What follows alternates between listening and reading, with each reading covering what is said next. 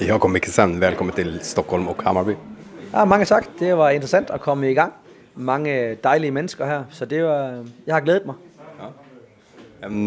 Allra första passet här med laget, första intrycken. Ja, en god gruppe af mennesker med en god stemning. Vi havde et møde inden træningen, og så havde vi en træning. Vi er ikke så mange i dag, da U19-landslaget er samlet, og det islandske landslag er i Kina. Og Aidu er stadigvæk i Afrika, og vi mangler et par stykker i dag også. Men det var fint. Jeg synes, der var et fint niveau, og det var også dejligt at se et par af de unge Hammarby-talenter være med i træningen. Ja, det är ju bara lite mer än en månad till Svenska Cupen börjar. Hur stort problem är det att du saknar nästan en startelva? Ja, men det er Hur länge är islänningarna borta? Nej, de kommer på træningslejren på tirsdag, okay. Så det er ingen problem. Og U19-landslaget kommer på lørdag og træner med, så det er heller ingen problem. Og Aidu kommer på søndag, og så har vi holdet foreløbig samlet. Jeg ved, at transfervinduet lukker først den 31. marts, så der er lang tid til. Men vi kommer ikke til at være 100% færdige, når Svenska-koppen starter. Men mindre kan forhåbentlig også gøre det. Du har skrivit på 3-årskontrakt. Känns det bra for dig? Det er vældig fint, og det var vigtigt for mig, at det projekt, klubben havde, ikke var et korttidsprojekt. Det er en ny start for Hammarby. Vi skal jobbe videre med det, der er blevet lavet sidste sæson, men vi skal skabe en kultur, hvor vi gerne vil forbedre os en lille smule hver år.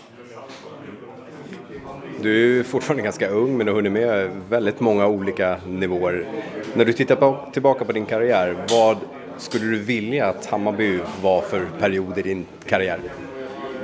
Forhåbentlig en dejlig periode, hvor jeg og min familie har haft en god tid i Stockholm, når jeg ser tilbage på tiden. Men jeg ser frem til at arbejde hårdt, og ser frem til at arbejde med holdet. Der er meget, der skal arbejdes med, for der venter os en stor udfordring. Nu skal vi først have truppen på plads. Der er gået relativt mange spillere ud, og nu skal vi se, om vi kan få nogle spillere ind også. Är det någon i Hammarbys, bland spelarna eller i klubben, som du har känner till sedan tidigare eller haft kontakt med tidigare?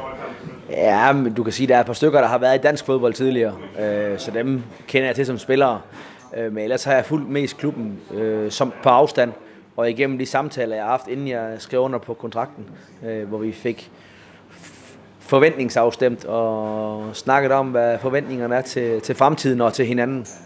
Man brukar ju, när man kommer som när det gäller organisationen i klubben, man brukar ju ofta som huvudtränare ha med sig en assisterande tränare eller något sånt, men du tar inte med någon från Danmark nu, eller har du några önskemål på någon person? Nej, vi vil rigtig gerne have en tættere kobling med talentafdelingen og ungdomsakademiet, så derfor har vi taget Stefan Billborn ind som assistenttræner sammen med Pablo Pionesarche, der var der i forvejen. Så vi synes, vi har de virker vældig kompetente, og vi har et stærkt team sammen med målmandstræner, fystræner og det øvrige personale og chefscout og sportschef. Så det bliver interessant at jobbe med dem. Har familien flyttat hit nu med dig? Ja, jeg mødte dem i Arlanda Lufthavn i går. De kom fra Danmark, og jeg kom fra trænerkonferencen i Abu Dhabi. Så det blev dejligt at få konen og familien og min lille datter med herop til Stockholm. Men jeg formoder, at ni ikke har hittat boende nu? Nej, vi har en midlertidig lejlighed i Hammarby Sjöstad, og så fra efter træningslejren, vi skulle finde en mere permanent lejlighed. Återigen, velkommen til Hammarby. Ja, mange tak.